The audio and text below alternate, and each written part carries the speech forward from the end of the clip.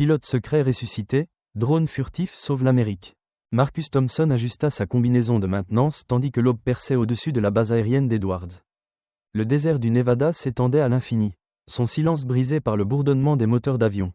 Depuis 18 mois, Marcus travaillait l'équipe de nuit, invisible à tous ceux qui comptaient. Sa peau sombre portait les taches permanentes du carburant d'avion. Badge d'honneur parmi l'équipe au sol.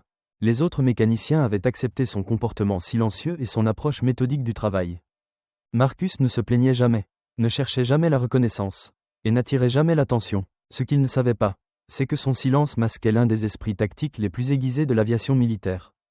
Le X-47 Phantom reposait dans le hangar 7 comme un prédateur endormi. Ses surfaces angulaires conçues pour disperser les ondes radar. Ce n'était pas juste un autre avion, c'était l'aboutissement de 15 années de développement et 4 milliards de dollars d'investissement. Le système révolutionnaire de vol par liaison neuronale promettait de donner aux pilotes américains des capacités qui frôlaient la science-fiction. Marcus s'approcha de l'avion avec sa précision habituelle, passant ses mains le long des conduites de carburant. Mais ses yeux étudiaient des détails qui allaient bien au-delà des protocoles de maintenance de base. Il remarqua les modifications subtiles au boîtier de l'interface neuronale.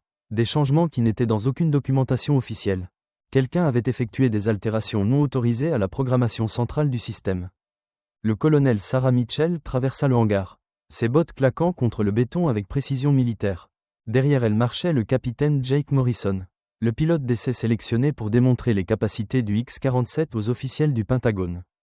L'interface neuronale montre quelques irrégularités, dit Mitchell, sa voix portant le poids d'une carrière en jeu. Rien d'alarmant, mais assez pour me rendre nerveuse à propos de la démonstration d'aujourd'hui. La confiance de Morrison ne vacillait jamais, même face à cette technologie révolutionnaire. Madame, j'ai plus d'heures dans les simulateurs de liaison neuronale que n'importe quel pilote du programme, répondit-il. Cet oiseau et moi nous comprenons parfaitement. Marcus continua son travail, mais chaque mot était catalogué et analysé. Il surveillait les communications depuis des mois, construisant une image des vulnérabilités du programme. Ce qu'il avait découvert était troublant, quelqu'un sapait systématiquement le développement. Le lieutenant David Park, spécialiste en cybersécurité, s'approcha avec un but évident. Thompson, j'ai besoin de vous poser des questions sur les journaux d'accès au système. Marcus leva les yeux, maintenant son expression de confusion habituelle. Quelque chose avec quoi je peux vous aider? Lieutenant, vos identifiants ont été utilisés pour accéder au système de diagnostic neuronal 3 fois la semaine dernière, dit Park. C'est bien en dehors de vos protocoles normaux. Le moment que Marcus redoutait depuis 18 mois était arrivé. Sa couverture soigneusement construite commençait à se défaire. Ça doit être une erreur. Monsieur, répondit Marcus calmement. Je n'ai pas l'autorisation pour les systèmes neuronaux. Je travaille sur les conduites de carburant. L'expression de Park suggérait qu'il n'était pas convaincu. Votre dossier de service est remarquablement propre. Thompson, 6 ans sans aucune recommandation. Action disciplinaire, ou transfert. Avant que Marcus puisse répondre. Des alarmes retentirent dans tout le hangar. Des lumières rouges clignotèrent tandis que les écrans affichaient des messages d'erreur critique. Le système de liaison neuronale du X-47 venait de subir une panne complète. Qu'est-ce qui se passe? Demanda Mitchell, sa voix perçant le chaos. Le sergent Rodriguez travaillait frénétiquement à sa station. Arrêt complet de l'interface neuronale, rapporta-t-elle. Suant, tous les systèmes contrôlés par la pensée sont hors ligne. Le visage de Morrison pâlit en réalisant les implications. Sans l'interface neuronale, le X-47 était inutile. Pouvons-nous réparer cela? Demanda désespérément Mitchell. Pas sans une reconstruction complète, répondit Rodriguez. Nous parlons de semaines de travail. Le timing était catastrophique. Dans 2 heures, les officiels du Pentagone arriveraient pour voir une démonstration de technologie révolutionnaire. Marcus observa la panique, son esprit analysant la situation.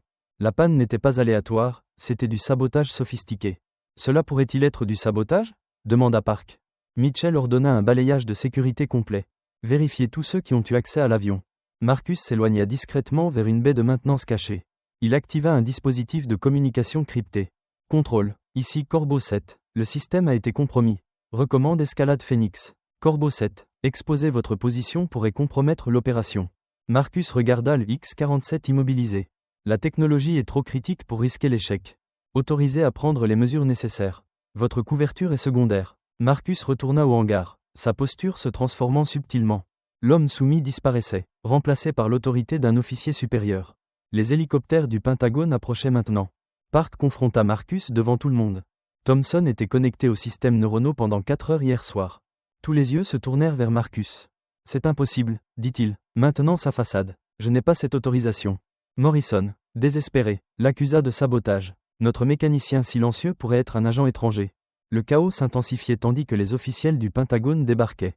Mitchell était au bord de l'effondrement professionnel. « Madame », dit Marcus doucement, sa voix portant une nouvelle autorité. « Il y a une autre option. » Mitchell se tourna vers lui désespérément. « Le système n'est pas corrompu », expliqua Marcus. Il a été recalibré pour rejeter spécifiquement les ondes cérébrales du capitaine Morrison. Le hangar se tut, choqué par ses connaissances techniques. « Comment savez-vous cela » demanda Mitchell. Marcus prit une profonde inspiration. « Parce que j'ai conçu le système d'interface neuronale. » Le silence était assourdissant. « C'est impossible, » dit Morrison. « L'interface a été développée par Lockheed Martin. Un travailleur de maintenance n'aurait pas pu être impliqué, » répondit Marcus. Mais le colonel Michael Corbeau Washington l'a certainement été. Le nom frappa comme un coup physique. Michael Washington était une légende, un pilote d'essai révolutionnaire supposé mort en Syrie. Mitchell s'effondra dans une chaise. « Washington est mort, j'étais à ses funérailles. Les funérailles étaient nécessaires, » dit Michael doucement. Elles m'ont permis d'opérer sans surveillance. Il se redressa complètement, révélant enfin sa vraie nature. « Madame, avec votre permission, je vais voler le X-47 et montrer aux officiels du Pentagone ce que leur investissement a accompli. » Les portes s'ouvrirent sur le général Hayes et sa délégation. « Colonel Mitchell, j'espère que vous avez quelque chose d'extraordinaire. »« Général, nous avons changé de pilote, » dit Mitchell nerveusement. Michael s'approcha, saluant parfaitement. « Colonel Michael Washington, à votre service. »« Washington est mort, » dit Hayes. Choqué, « Les rapports de ma mort ont été exagérés. » Sourit Michael. « Maintenant, permettez-moi de vous montrer l'avenir de l'aviation militaire. » Il grimpa dans le cockpit du X-47. Ajustant l'interface neuronale, la connexion s'établit entre son esprit et l'avion. Pour la première fois en 18 mois, il se sentait complet. Les moteurs rugirent à la vie. Le X-47 décolla verticalement, défiant les lois de la physique conventionnelle. Michael pilotait par la pensée pure, l'avion répondant à ses intentions avant même qu'il les formule complètement. Il exécuta des manœuvres impossibles, des virages à 90 degrés à vitesse supersonique. Des arrêts instantanés en plein vol. L'avion dansait dans le ciel comme une extension de son esprit. Les officiels du Pentagone regardaient, bouche bée, tandis que leur compréhension de l'aviation était révolutionnée. Après 20 minutes de démonstration parfaite, Michael atterrit avec une précision millimétrique. Il descendit du cockpit, retirant son casque. « Mesdames et messieurs, vous venez de voir l'avenir, » dit-il simplement. Le général Hayes s'approcha, ses yeux brillants d'admiration et de respect. « Colonel Washington, cette technologie change tout. » « Oui, général, et elle est maintenant prête pour le déploiement opérationnel. » Plus tard, tandis que les officiels partaient avec leur approbation enthousiaste, Mitchell confronta Michael. « Pourquoi vous cachez si longtemps ?» Michael regarda le X-47. Maintenant silencieux. « Parfois, la meilleure façon de protéger quelque chose d'important est de devenir invisible, » dit-il. Mais aujourd'hui, il était temps de sortir de l'ombre. Il sourit, regardant vers l'horizon où d'autres défis l'attendaient. Après tout, l'Amérique a besoin de ses gardiens secrets, même quand personne ne connaît leur nom.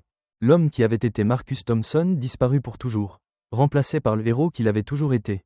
Dans le ciel du Nevada, l'avenir de l'aviation militaire venait de naître.